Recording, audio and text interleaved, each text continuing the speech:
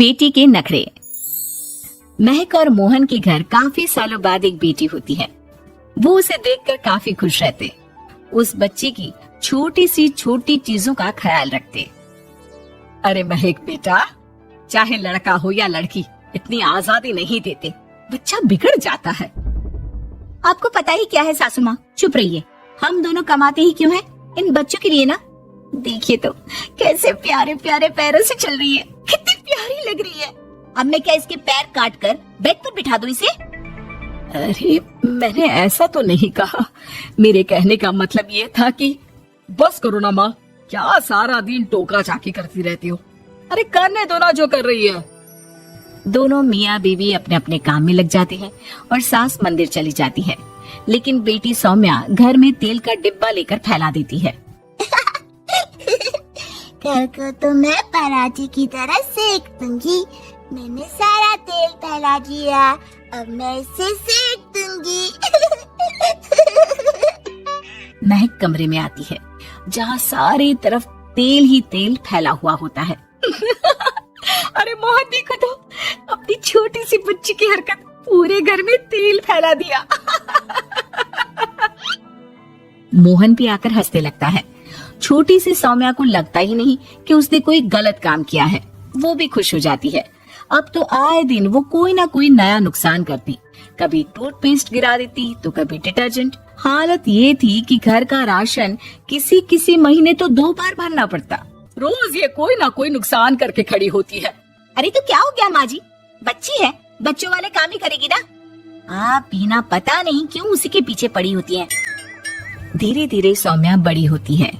एक दिन, माँ देखो दरवाजा खोलो, वो ऑनलाइन मैंने जीन्स मंगवाई थी, वो आई होगी। 3000 दे देना और पैकेट ले लेना। 3000? ऐसे कैसे जीन्स है बेटा, ये तो बहुत बड़ा अमाउंट है। माँ फालतू बात थोड़ा कम ही किया करो और जल्दी जाओ, वरना समझ लो खाना नहीं खाऊंगी मैं आज सारा दिन।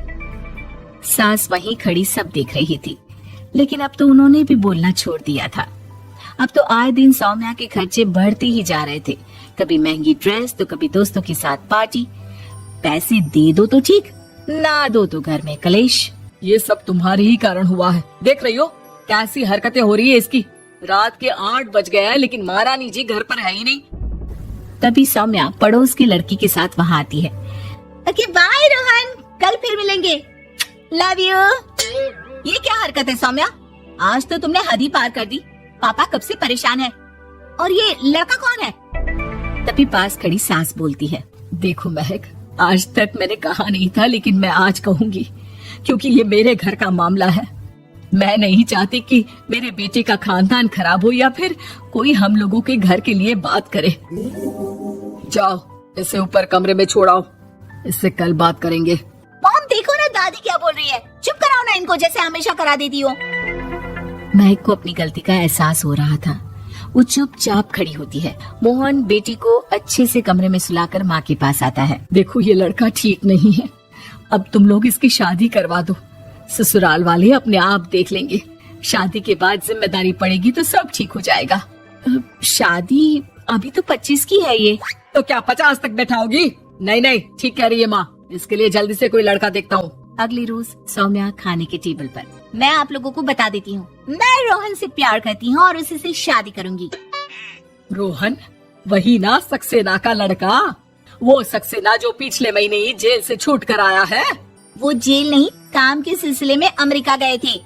अच्छा, सक्सेना अमेरिका गया था तो क्या पैसा वैसा कमा कर नहीं आया? ये देख रही है ब्लाउज, उसकी बीवी ने सिला था मेरा। पैसे की कमी का रोना रो रही थी, पति को कोस रही थी कि जुआ खेलते पुलिस ने पकड़ा और लगी लगाई नौकरी भी छूट गई।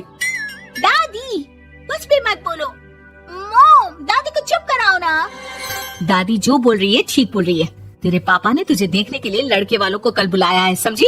अगली रोज लड़के वाले सौम्या को देखने आते हैं और उसकी शादी मयंक से हो जाती है। शादी के बाद सौम्या मायके आती है। वाह माँ, कितनी अच्छी शादी कराई है आप लोगों ने मेरी, लेकिन मुझे कुछ दिन और यहाँ रहना है। अरे बेटी, ये तेरा ही तो घर है, जितनी मर्जी रहे। और क्या, दमाजी कैसे हैं? अरे वो मयंक नहीं आया, कल शादी, आज तो अकेली, सब ठीक तो है ना? महक एक बार फिर सास पर चढ़ बैठती है। अब बस करिए ना माँ जी, अब तो ज्यादा ही हो रहा है। माना आपकी कुछ बातें मैंने नहीं मानी, लेकिन अब ये मेरी बेटी मायके आई है तो क्या उसका मतलब यही कि वो लड़कर आई है? हाँ बीना। सौम्या दादी की तरफ देखकर मुस्कुरा देती है, जैसे उन्हें चिढ़ा रही हो। दादी, मैं लड़का नहीं बल्कि ये बता कर आई हूँ कि मुझे कुछ दिनों के लिए यहीं रहना है, माँ के पास। मेरा मन धीरे धीरे ही तो ससुराल में लगेगा। अब अगर आप बोलती है तो चली जाती हूँ मैं। अरे नहीं नहीं बेटी, ये मतलब नहीं था तेरे दादी के बोलने का। सौम्या कमरे में चली जाती है और अगले ही पल जींस टॉप पहनकर बाहर आती है। माँ, मैं ना अपनी सहेली के घर जा रही हूँ, आने में देर हो जाएगी, खाना मैं वहीं खा लूंगी।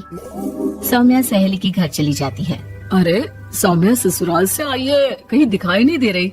वो सहेली के घर गई है, काफी दिनों बाद बच्ची का मन कर गया होगा। महक रहने दे, अब इतना हल्के में ना ले। लड़की अब किसी और की अमानत है, घर में इतनी देर से आएगी तो लोग क्या कहेंगे। और होता भी ऐसा ही है। दरवाजे में पुलिस आती है जिसके साथ सौम्या होती है। ये आपकी बेटी है?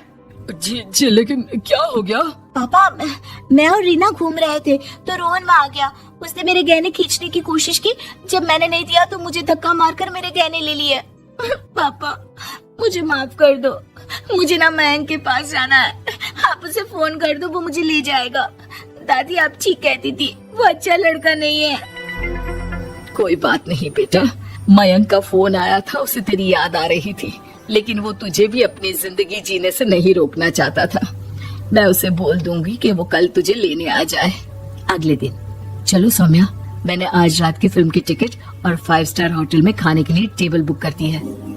फिर क्या, सौम्या खुशी खुशी अपने ससुराल चली जाती है और महक को बड़ों की सीख की कीमत का पता चल जाता है।